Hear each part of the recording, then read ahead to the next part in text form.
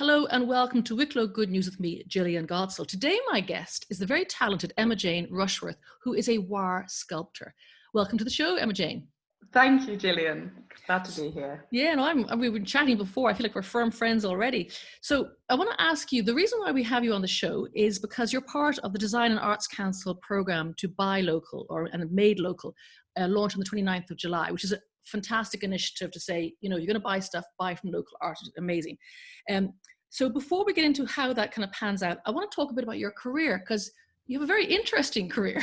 Yeah. and the products, the actual sculptures you produce are also very interesting. So you started off, you were born in Zambia, am I right? Yes, that's right, yes. And how long did you live there for? My parents were very young when they went over there. So I was only there for a couple of years.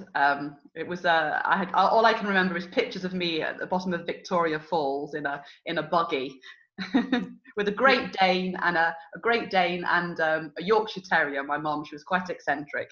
Oh, brilliant, brilliant. And then you returned back to the UK, and you were studied then in Oxfordshire. What did you do in college? So I was always pulled to the arts. So I did obviously A-level and O-level art and did quite well with all of those things, and then went on to do an art foundation in Oxford, which is a year's course in art. So then from there, I went off to do, I can remember thinking I wanted to make money. So I decided to follow fashion rather than art. Well, also a pretty precarious career as well. But yes. You were working in Paris and Hong Kong. You sound as you had a very successful fashion career. It was a whirlwind. I presented my final year show at the Business Design Centre in Islington. Now this is casting a fair bit back, like, to think about this. I have, and I had a presentation there of sort of crafted type of clothes. So my idea was very William Morris, and it was very sort of going back to craft, and everything that I'd done was either hand knitted or it was hand sewn, or it was all this idea of working with your hands. An Indian man there came to see my stand and invited me for an interview at the Ritz, I remember. So a few weeks later I went to meet his wife at the Ritz in London, and she looked at my portfolio and she said, "How would you like to come to Paris?" So what's your answer to that? I think a big yes, a big fat yes. And I'm only 20, I'm 24 at this point. Wow. Yeah. And how long were you in Paris for? 5 years. So did you learn the French, learn the lingo? I learned taxi French and restaurant French, but the company obviously I was working for was an Indian company. So I would also go over to New Delhi for 2 or 3 months in each year to produce the collections. And what were you producing at that stage? What type of clothes were you producing? So they were very mother of the bride. A lot of it was embroidery. It was very floaty and flowing, and sort of based on the sort of Indian style in a way that was quite fashionable at that time. But it was quite niche. It was very much niche marketing. But I got to do a lot of really learning about embroidery and weaving, you know, hand weaving, and it was quite special. And then how did you end up in Hong Kong? Well, Hong Kong was also because in the range you have the sort of the cottons, they all come from India, and then all the silks come from China. So you would do all the silk embroidery, and you do a different part of the range in Hong Kong. And then when I left Paris eventually, I sort of, I guess really again, I was chasing something else, and went over, but this time I was working in Hong Kong, actually living in Hong Kong and working in Hong Kong, and doing much faster fashion, which I hated, which was like Walmart and JCPenney, and producing a black dress that had to sell 10,000 per shot, you know, and it's hard. And then you came to Ireland. Yes, because I had a little dog who I got in Paris called Harry, and I loved him very much, and I had to leave him behind when I went to Hong Kong. So when I came back from Hong Kong, I decided that I really didn't need a big, fast job, and that I needed to live somewhere where I could walk my dog. So it wasn't London, and then a job came up with Michael H, which is a long-standing Irish company, again mother of the bride type of occasion wear, and I got the job and I moved over here. Wow. And you've been here ever since? I've been here ever since I've been, yes, this is home. This is home. I've been here 20 years. Wow. 20 years now. So tell me then, so this is all like, I mean, it's very glamorous. You were very successful, very young, living in this wonderful country, producing amazing clothes, learning all these techniques. And then you kind of flipped into painting and paints.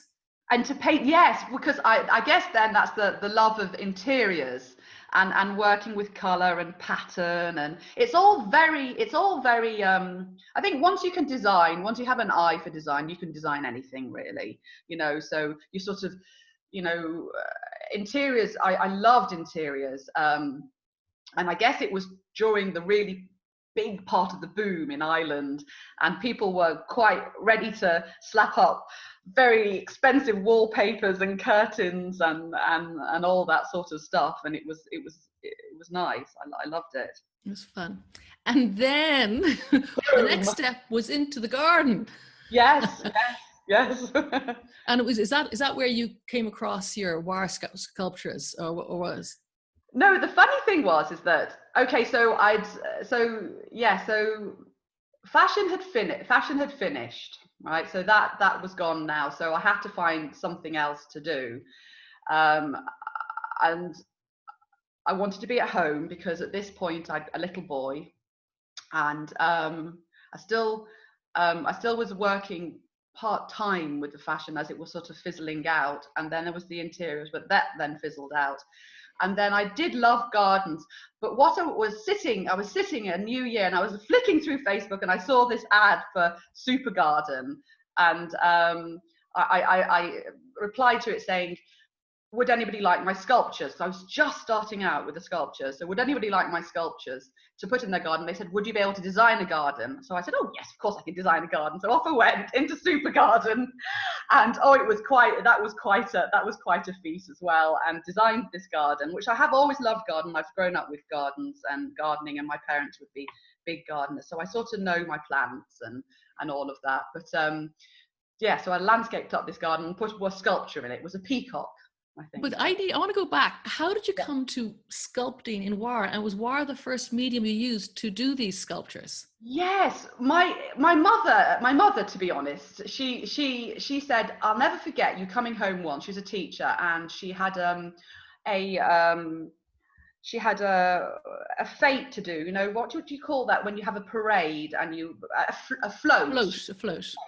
And she needed a dinosaur. I said, oh, I'll make you a dinosaur. So I went out into the garden and made her this enormous dinosaur without a picture or anything to go onto the float for her, that the kids all then covered in paper mache. And she said, you went out into the garden and made that, no picture, nothing. She says, there's this guy over in England, and everybody was looking at his stall, and she said, and he's making these wire sculptures, and she says to me, you could do a better job than him. So off I went. So what really, a great mum. She has the idea and the enthusiasm and the belief in you. Yeah, and she has, and I mean, for her, then it's very satisfying to see the development I'm having now in my career, you know, as a sculptor. Is it very physical? I mean, I've saw the video on your website. Is it tough? Yes, it is, yeah. I do 3-hour sessions. 5 hours is the most that I can do, because yes, it's very physical, and you know, I put on my audio book or the music or a podcast quite often, and just work away, and yeah.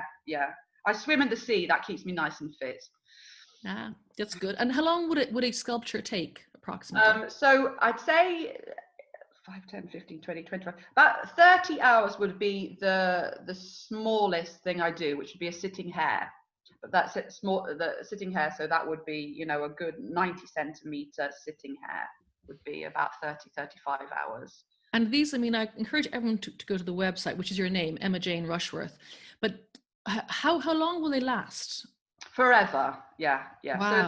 So forever outdoors, yeah. So it's made, outside coat is bronze, so bronze doesn't deteriorate. I mean, I just suggest people put a metal protector on them for respect as much as anything. How do you apply the bronze? How is that applied? So the bronze is bronze wire, so it's actually bronze wire. So I do a steel frame that's it's in 6mm bar, so it's all welded together, and then I cover. Do you weld as well? No, the other half welds for me, my husband. So Very handy. He does all of that work. So we're actually working together as a team now, and we have enough work to keep going and support a small family here. So that's exciting. I mean, again, I can't say enough. The gallery pictures on the website are just beautiful. You've got fairies and pheasants, foxes, hares, herons, a stag, hens, a cockerel, peacocks, flowers, and even horses. I know sometimes my list sounds like,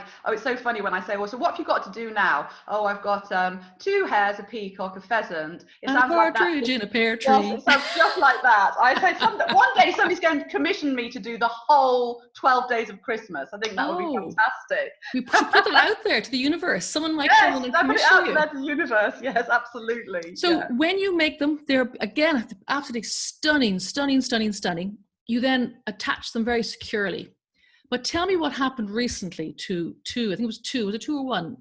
There was two herons on a roundabout sculpture in Cork, in Cobh, Cobh in County Cork, and I've been working on that for the last year. And you know, they've worked together to get the funding, and they were very excited about this sculpture. And it's the biggest sculpture that I've done because it's got 3 flying birds, about 50 reeds and bulrushes, and 2 herons, which were the centerpiece. And somebody got on the roundabout in the middle of the night with an angle grinder and pinched one of the herons. So they're looking for these heron on hashtag bring back our bird. Bring back our bird. I'm going to use the hashtag. That's rotten, isn't it? Because the community say they fundraised all the hard work, and then some ne'er-do-well in the middle of the night comes and takes it. Yes. Horrible.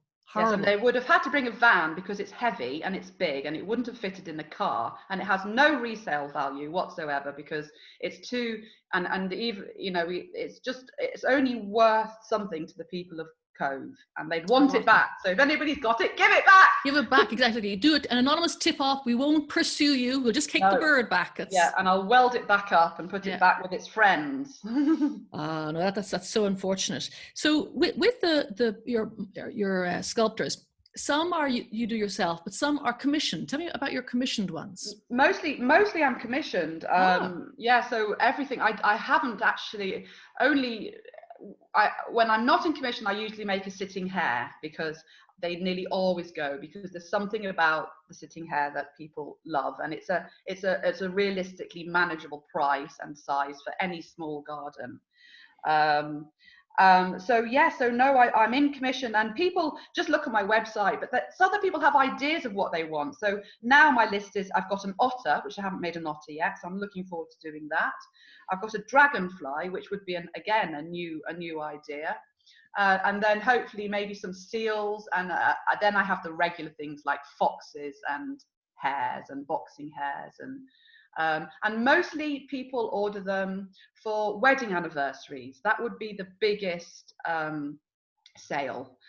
Is men usually buying for their partners to celebrate a substantial 50th or 60th wedding anniversary, or groups of children. That's the other one, groups of children buying for their parents for a special occasion. They are beautiful. I mean, I must say, I don't have a house at the moment, long story, but I do, when I get my forever house again, I want things in it, you know, and I don't mean gnomes. I do not mean gnomes. I don't mind Greek statues, or your stuff is just beautiful. I'm going to be knocking on your door when I get some money together.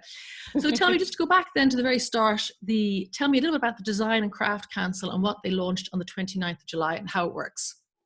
Okay, so everything that I'm posting now on social media is I sort of hashtag made local, and I completely believe that this is a wonderful campaign for the Craft Council of Ireland, because it really is helping craft people still to sell digitally, and I think it'll work well for a lot of artists. Like, although I'm lucky in the respect that I wasn't busy, and then because people have done nothing but look at their gardens for the last 3 months, I now have a list that's nearly a year long, because people are interested in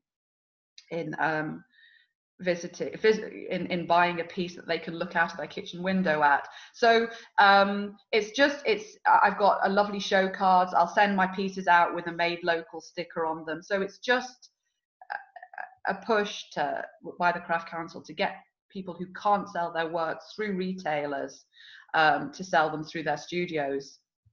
It's a great idea. Yeah, I mean, the whole thing we say about shop local, buy local, and crafty people have been very badly hurt. Artists have been very badly hurt, obviously, in this time. So it's an amazing idea. But again, can I just encourage anybody just to go and look at your website? Oh, they are just to die for. They Thank you, beautiful. Jillian. Thank you. Oh, and I love the video you have, the stop go video you have of you making the fox. Fast action video. Yeah. Oh, amazing. I wish I could work that fast. That would be great. Yes, I think so.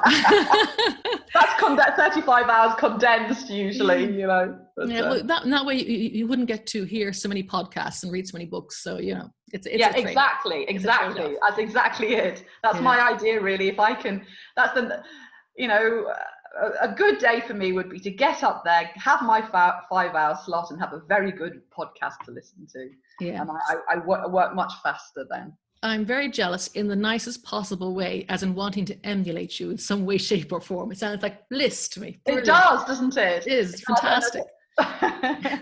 So if people want to find you again, it's Emma Jane Rushworth. It's RUSHWORTH.ie. Great. Okay. So thank you so much for your time. Again, bring back our bird. I hope the bird is found. If someone looks, if you spot a heron in someone's garden that's not moving, and it's made from a wire sculpture. Do. It might not be meant to be there. And also, I've only made 7. So, you know, they're chances all are island. Yes, so they. And I'm sure the local community would just like it back. Just drop it back, do a code, whatever, and drop it off someplace or whatever. I guess you have it back. So hopefully that happens, very much so. Yeah. But continued success. They're beautiful. Thank you so much indeed for your time today, Emma Jane. Thank you, Jillian. Thank you. Brilliant. And thank you, Marlena Murphy, producing, and Gavin Dowd on sound. And until next time on Wicklow Good News, be good, be safe, and keep on helping others.